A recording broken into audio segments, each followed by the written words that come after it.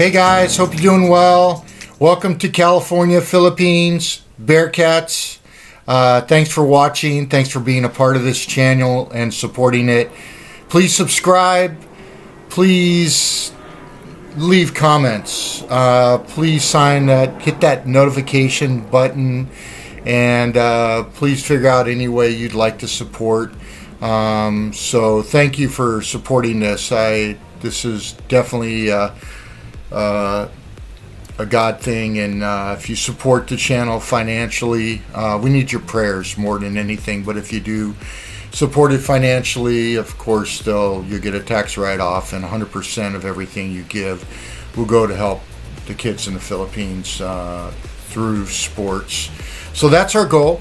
Hey, I wanted to real quickly talk to you about my professional career, so you get a little more essence of who I am and what I've done in the business world, so that there adds credibility. I'm just not a basketball coach and teacher. So I want to go through this really quickly and tell you how I got into the athletic and sporting goods industry for footwear and apparel. So when I was going to college, I worked at a high-end store called Snowed My Sports. It was athletic apparel. We had a couple hundred footwear brands. I started part-time minimum wage in college, worked my way up to full-time footwear buyer for all the brands, and did that for about 4 years, and then left there. And before I left, the New Balance tech rep, who was a good friend of mine, I would sit across. This is what really transitioned me from teaching to going into the athletic footwear and apparel industry. I'm looking at, like at one of my earlier videos, teaching and coaching $14,000 a year, and sitting across the table from these guys that work out of their home. They travel, they have their own time, and they're making $100,000 or more per year. Some were buying planes, and so that's what really got me going. I really wanted to be a part of it and still be around sports. And so Jim Dahl, he was the New Balance tech rep.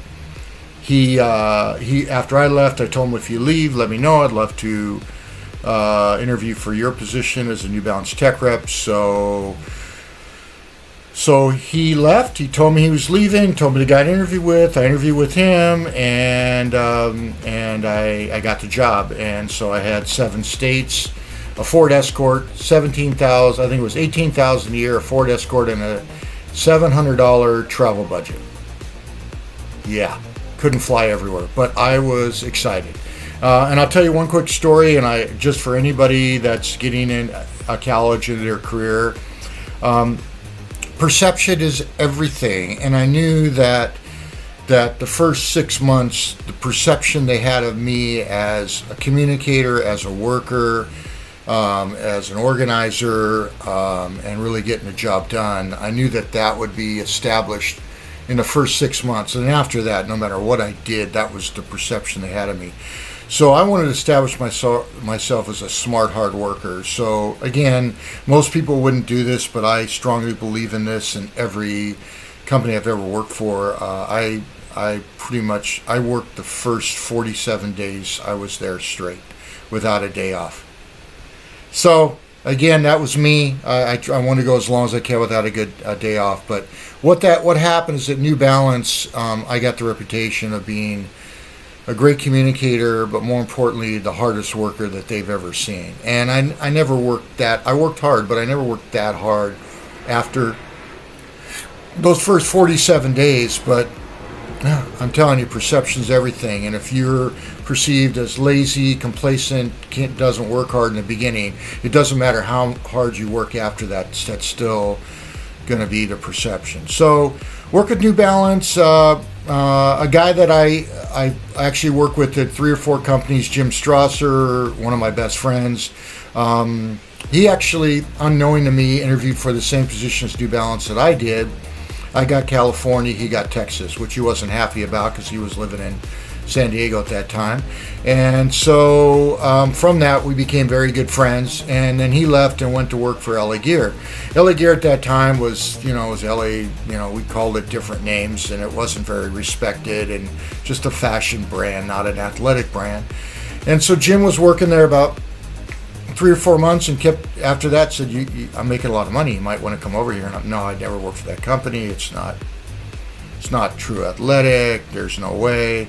No, Dave, you should come over. And this happened for like 3 months. And then after like the 4th month, he called me. He said, I just got my commission check. And are you sitting down? And I go, sure, I'll sit down. Tell me, what'd you get? Now, he already got a draw check of about $7,000. So this is additional money.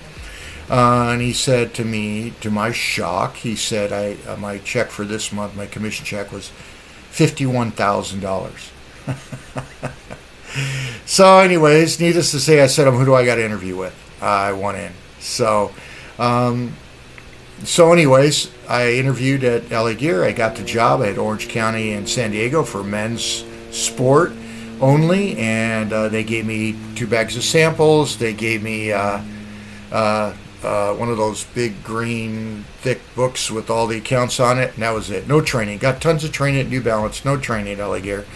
And pretty much said, okay, what do I do? Well, start calling, going down the list, closed, not available, not interested.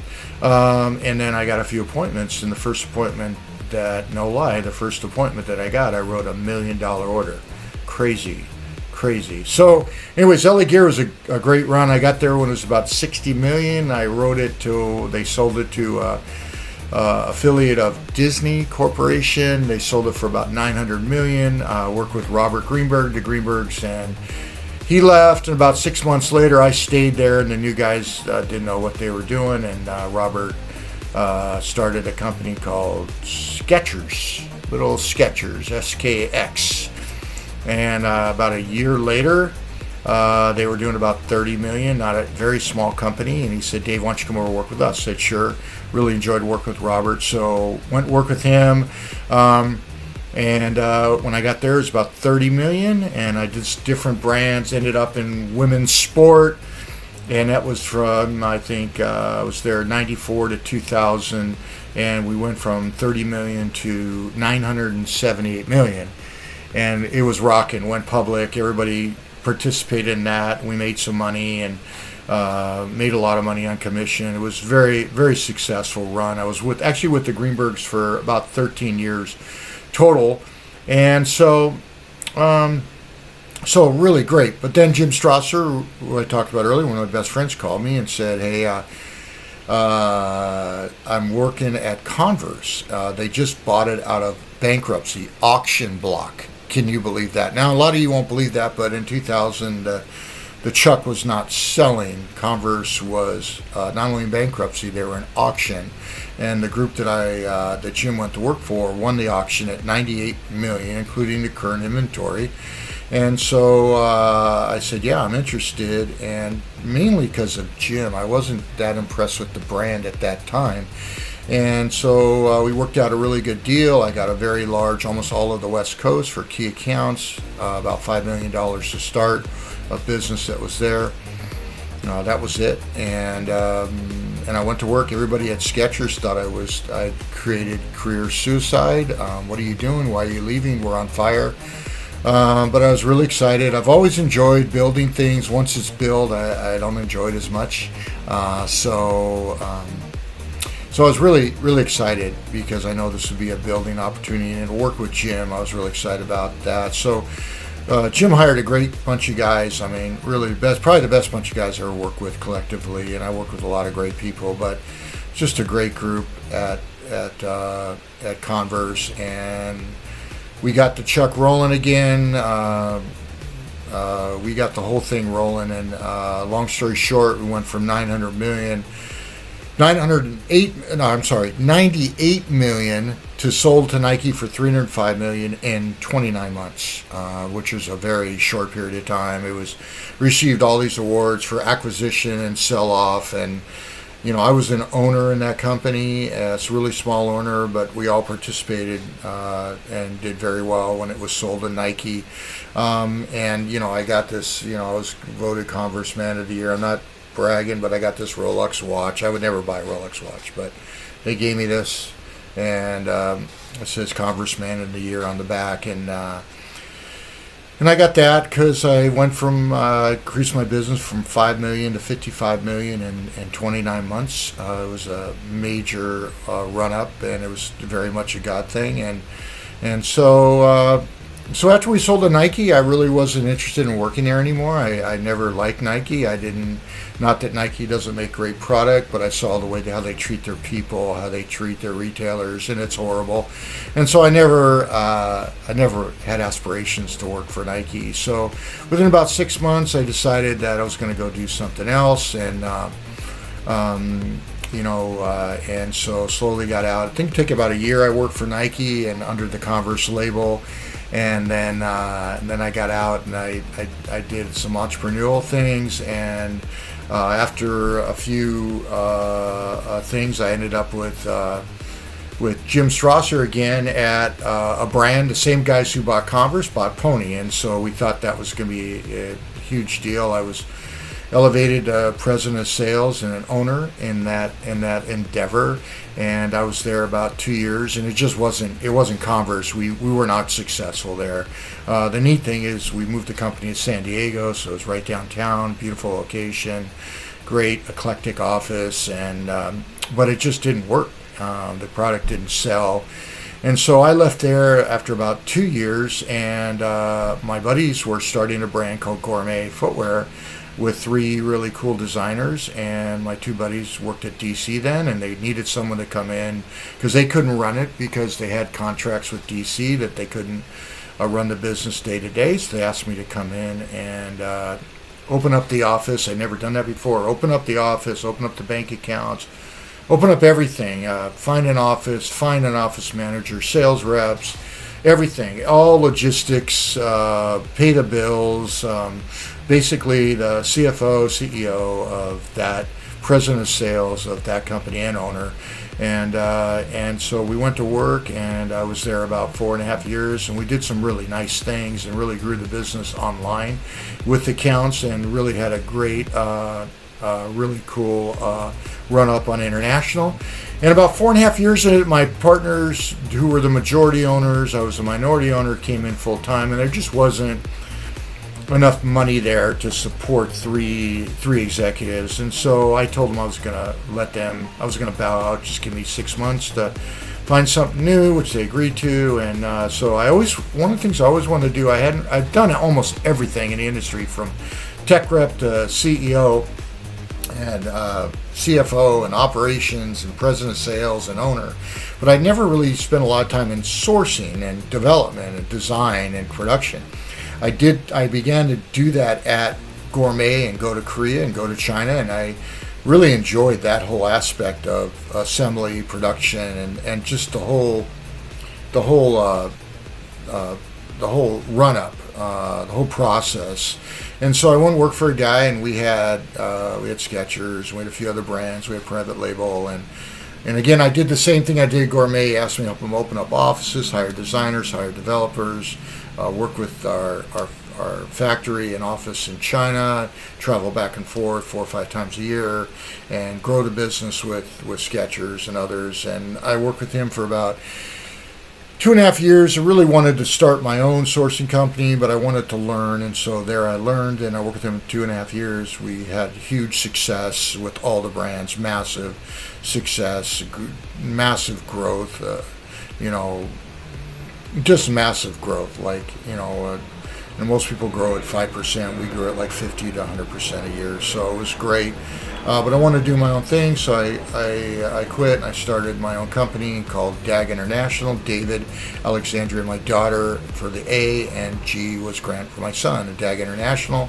And I did that for a while, and I did some nice things with brands like Creative Rec and Steve Madden and the People's Movement and Zen Combat and others. And we had we had Zoomies, and we were close to Journeys, and a lot of accounts that were right on the cusp of getting going. I actually had a partner join me to help finance the whole thing, which was great, for about 3 years, and then he kind of bowed out, and I decided after doing that for about 4 years and going back and forth to China 10 or 11 times a year is just too much. During that time, I had minor surgery, biopsy, and I contracted sepsis and almost died. And so I really felt that God was leading me back to the U.S., and I think all the travel was taking its toll on me. And so I came back to the U.S., and I worked for a brand, actually a guy I worked with at Skechers and LA Gear, called me and said he had a license for a brand called Beachbody, P90X. Probably a lot of you know it, Tony Horton, and so he had worldwide for footwear and apparel, and he had another group running it, and they weren't doing a real good job. And so again, he asked me to come in to do the same thing I did at Gourmet, same thing I did with the sourcing company, same thing I did at a couple other brands I didn't mention, and that was to build out his offices, hire an office manager, software, logistics, warehousing, sales reps, budgets, pay the bills, on and on and on, and work with the Singapore office to get that done. So I did that about 18 months, and then this COVID hit, and he had $15 million of production at the factories that no distributor would take. And it was just really bad timing. I was one of the higher compensated employees in the company, and he called me and said, I just can't keep you on. We don't have the money, and the investors don't want to pay. And so I totally understand. He's still a good friend of mine, and so I bowed out, and that's kind of my career. I've done some other consulting deals since then, and done some things, but of course the footwear industry right now has really been impacted and kind of shut down. And so anyways, and that's when I really felt that God was leading me in a different direction with this club, and that's why I'm pursuing it. So that's kind of my career. Not to brag, not to just telling you what I did, so you get more of a sense of the success I've had. I feel very fortunate, the success I've had in the athletic footwear and apparel industry, and a lot of great people I've met, and great opportunities. And I would tell people that actually when I left Converse, I probably could have stayed there for another 15 years, but I'm just not wired that way. I'd rather take a risk and do something greater than just stay in and keep working at something I really don't enjoy just for money. I was never motivated by money. The money always came. God always provided. I was more motivated by making money to give more money away. That was my whole deal. Is number one, to give money away, to tithe and give it away, and which we did a lot. And number two was to provide for my family. That's all. That was what I totally cared about, and I can check both of those boxes because we gave thousands and thousands, hundreds of thousands of dollars to charitable organizations, and my kids lived an amazing lifestyle, and they're both 25 and 22 now, and growing, and out of college and in jobs, and so can check that box. Thank you, Lord. And check the box on giving, but I really felt God was leading us and leading me in a different direction, and out of the corporate world and into more of a chance to minister and really help and really lend all my expertise in basketball and business, and really go down to the Philippines that I love and help people. So anyways, I want to share this with you. I want to thank you for watching. Please subscribe again. Please leave comments. I'd love to interview different people who have had historical or great success in basketball, and so they can tell kids here in the U.S. and in the Philippines what it takes to be successful. So if you'd like to be interviewed, please leave that in your comments. And number two, please figure out how you can support this channel. If it's just prayer, then leave that comment. I'm praying for you. We need that more than anything. Is we need prayer. But if it's time and you want to come down when this thing is over and go down and help out, and whether you want to do clinics or teach or train or just help out, you don't even need to be in basketball. Just be down there to facilitate and help and be a part of it. then let me know in your comments as well. And third, we're going to need financial support, and so whatever you can give, I'll get into that more. I have a charitable organization I'm working with, Global Action, and whatever you can give to that and get a tax write-off to help for uniforms and shoes and gym time and to pay coaches and all that, and leagues, and drive these kids around, and really the big goal is to build an indoor-outdoor facility that down there is not going to be as expensive, but to build that and really have you guys sponsor a player. And so we'll really talk about more of that as we get into 2021. Hopefully we can travel right away in 2021 and get down there and start setting up shop and getting going.